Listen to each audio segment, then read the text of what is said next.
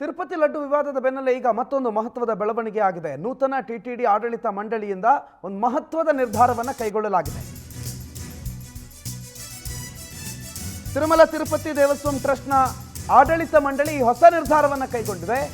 ಆಡಳಿತ ಮಂಡಳಿಯಿಂದ ಅಂದ್ರೆ ದೇಗುಲದ ಆಡಳಿತದಿಂದ ಹಿಂದೂ ಹೆಸರನ್ನು ಹೊರಕ್ಕಿಡುವ ನಿರ್ಧಾರಕ್ಕೆ ಬರಲಾಗಿದೆ. ಹಿಂದೂ ದೇಗುಲದಲ್ಲಿ ಅನ್ಯ ಧರ್ಮದವರಿಗೆ ಉದ್ಯೋಗ ಇಲ್ಲ, ಅನ್ಯ ಧರ್ಮದ ಸಿಬ್ಬಂದಿ ವಿಆರ್ಎಸ್ ಅನ್ನು ಪಡಿಬೇಕು ಅನ್ನುವ ನಿರ್ಧಾರ ಕೈಗೊಳ್ಳಲಾಗಿದೆ. ಮತ್ತು ತಿರುಮಲದಲ್ಲಿ ರಾಜಕೀಯ ಚರ್ಚೆಗಳ ಮೇಲೆ ನಿಷೇಧ ಹೇರಬೇಕು, ದೇಗುಲದ ಆವರಣದಲ್ಲಿ ರಾಜಕೀಯ ಸಮಾವೇಶವನ್ನು ಕೂಡ ನಡೆಸುವಂತಿಲ್ಲ ಅಂತ ತಿರುಪತಿ ತಿರುಮಲ ದೇವಸ್ವಂ ಬೋರ್ಡ್ನ ಹೊಸ ಆಡಳಿತ ಮಂಡಳಿ ನಿರ್ಧಾರವನ್ನು ಕೈಗೊಂಡಿದೆ. ಮತ್ತು ಯಾರ್ಯಾರು ಅನ್ಯ ಧರ್ಮೀಯರಿದ್ದಾರೆ ಆ ಅನ್ಯ ಧರ್ಮೀಯರು ಈಗಲೇ ವಿಆರ್ಎಸ್ ಅನ್ನು ಪಡೆದುಕೊಳ್ಬೇಕು ಅನ್ನೋ ನಿರ್ಧಾರಕ್ಕೂ ಕೂಡ ಹೊಸ ಆಡಳಿತ ಮಂಡಳಿ ಬಂದಿದೆ. ಹೆಚ್ಚಿನ ಮಾಹಿತಿ ಕೊಡ್ತಾರೆ ನಮ್ಮ ಹಿರಿಯ ಪ್ರತಿನಿಧಿ, ವಿಶೇಷ ಪ್ರತಿನಿಧಿ ಅರುಣ್ ಬಿ ಎ ನ್ಯೂಸ್ ಡೆಸ್ಕ್ನಿಂದ ಲೈವ್ನಲ್ಲಿ ಜಾಯ್ನ್ ಆಗ್ತಿದ್ದಾರೆ. ಅರುಣ್ ಸರ್, ಇದು ಮೊದಲಿಂದಲೂ ಇದ್ದಂಥ ಒಂದು ಬೇಡಿಕೆ, ಅದನ್ನು ಮೊಟ್ಟ ಮೊದಲಿಗೆ ಈಗ ಟಿಟಿಡಿ ಅನುಷ್ಠಾನಕ್ಕೆ ತಂದಿದೆ ಅಂತ ಹೇಳ್ಬಹುದಾ, ಅಥವಾ ಏನು ಈ ನಿರ್ಧಾರ, ಏನು ಈ ನಿರ್ಧಾರದ ಸಂಕ್ಷಿಪ್ತ? ಪ್ರಣೋದ್, ಪ್ರಮುಖವಾಗಿ ನಿನ್ನೆ ಅಷ್ಟೇ ನಡೆದಂಥ ಆಡಳಿತ ಮಂಡಳಿ ಸಭೆ, ಟಿಟಿಡಿ ಆಡಳಿತ ಮಂಡಳಿ ಸಭೆಯಲ್ಲಿ ಟಿಟಿಡಿ ಅಥವಾ ತಿರುಪತಿ ತಿಮ್ಮಪ್ಪನ ಭಕ್ತರ ಬಹುಕಾಲದ ಬೇಡಿಕೆ ಅದನ್ನು ಈಗ ಈಡೇರಿಸಿದ್ದಾರೆ ಅಂತ ಹೇಳಬಹುದು. ಯಾಕಂತಂದರೆ ಬಹಳ ವರ್ಷಗಳಿಂದಲೂ ಕೂಡ ತಿರುಪತಿ ತಿರುಮಲದಲ್ಲಿ ನಿರಂತರವಾಗಿ ಅನ್ಯ ಧರ್ಮೀಯರಿಗೆ ಹೆಚ್ಚಿನ ಉದ್ಯೋಗಾವಕಾಶಗಳನ್ನು ಕೊಟ್ಟಿದ್ದಾರೆ. ಅದರಲ್ಲೂ ಕೂಡ ಹಿಂದೆ ಜಗನ್ನವರ ಆಡಳಿತ ಇದ್ದಂಥ ಸಂದರ್ಭದಲ್ಲಿ ಅಥವಾ ಅದಕ್ಕಿಂತ ಮೊದಲು ಕಾಂಗ್ರೆಸ್ ರೂಲಿಂಗ್ ಪಾರ್ಟಿ ಆಗಿದ್ದಂಥ ಸಂದರ್ಭದಲ್ಲಿ ಆಂಧ್ರ ಪ್ರದೇಶದಲ್ಲಿ ಆ ಸಂದರ್ಭದಲ್ಲಿ ಉದ್ದೇಶಪೂರ್ವಕವಾಗಿ ತಿರುಪತಿಯಲ್ಲಿ ಅನ್ಯ ಧರ್ಮೀಯರಿಗೆ, ಅದರಲ್ಲೂ ಮತಾಂತರಗೊಂಡ ಕ್ರಿಶ್ಚಿಯನ್ ಧರ್ಮೀಯರಿಗೆ ಹೆಚ್ಚಿನ ಉದ್ಯೋಗಾವಕಾಶಗಳನ್ನು ಕೊಟ್ಟಿದ್ದಾರೆ ಅನ್ನುವಂಥ ಒಂದು ಆರೋಪ ಇತ್ತು. ಅದರಿಂದಾಗಿ ಏನು ಅಂತಂದರೆ, ಯಾವ ಅನ್ಯ ಧರ್ಮೀಯರು ನಮ್ಮ ದೇವರ ಮೇಲೆ ಅವ್ರಿಗೆ ಭಕ್ತಿ ಇರೋದಿಲ್ಲ, ಹಾಗಾಗಿ ಅಂಥವರಿಂದ ಆ ದೇಗುಲಗಳಲ್ಲಿ ಸರಿಯಾದಂಥ ಕಾನೂನು ಪ್ರಕಾರ ಆಗಬೇಕಾದಂಥ ಕಾರ್ಯಗಳು ಆಗೋದಿಲ್ಲ ಅನ್ನುವಂಥ ಒಂದು ಆರೋಪ ಕೂಡ ಇತ್ತು.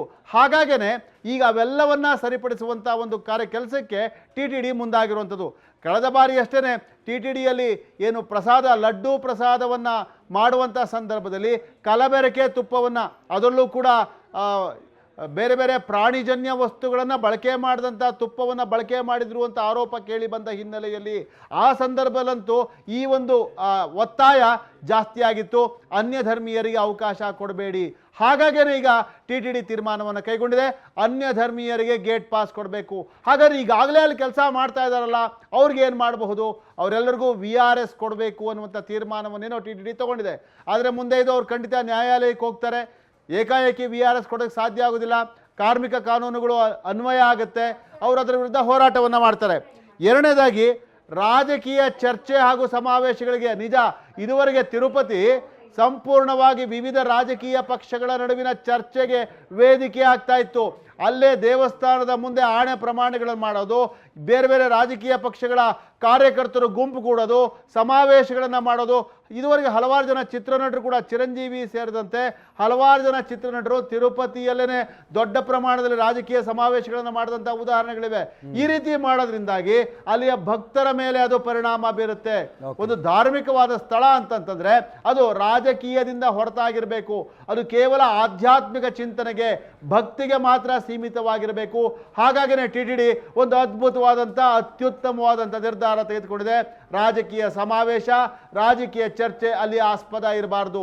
ಬದಲಿಗೆ ಇನ್ನೊಂದು ಆರೋಪ, ತಿರುಪತಿಗೆ ಯಾರೇ ಹೋದ್ರೂ ಕೂಡ 24 ಗಂಟೆ, ಎಷ್ಟೋ ಸರಿ 36 ಗಂಟೆ ಆದರೂ ದರ್ಶನ ಸಿಗ್ತಾ ಇರಲಿಲ್ಲ.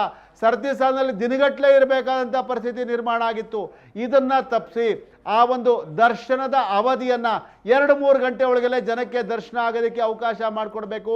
ಇದಕ್ಕೆ ಬೇಕಾದಂಥ ವ್ಯವಸ್ಥೆಯನ್ನ ಮಾಡಬೇಕು, ಭಕ್ತಾದಿಗಳಿಗೆ ಬೇಕಾದಂಥ ವ್ಯವಸ್ಥೆಯನ್ನ ಮಾಡಿಕೊಡ್ಬೇಕು ಅನ್ನುವಂಥ ತೀರ್ಮಾನವನ್ನು ಟಿಟಿಡಿ ತೆಗೆದುಕೊಂಡಿದೆ. ಇದು ನಿಜವಾಗ್ಲೂ ಒಳ್ಳೆ ನಿರ್ಧಾರ Pranod. Thank you Arun sir ಮಾಹಿತಿಗೆ.